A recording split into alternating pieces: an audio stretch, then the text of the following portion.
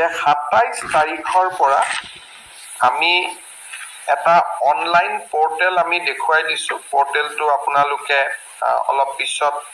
মোৰো টুইটাৰত চাই ল'ব পাৰিব বা নটিফিকেশনো পাব পোৰ্টেলত আবেদন কৰিলে 50 টকা ফিজ দি আবেদন কৰিলে 15 তাৰিখৰ পৰীক্ষাত যিসকলে অৱতীৰ্ণ হৈছিল তেওঁলোকে নিজৰ OMR সিটখন ল'ব পাৰিব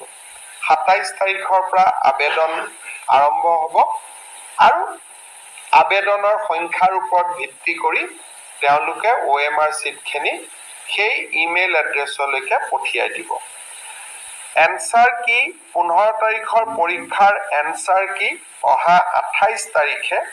সেবাৰ ওয়েব পোৰ্টেলত হোস্ট কৰা হ'ব www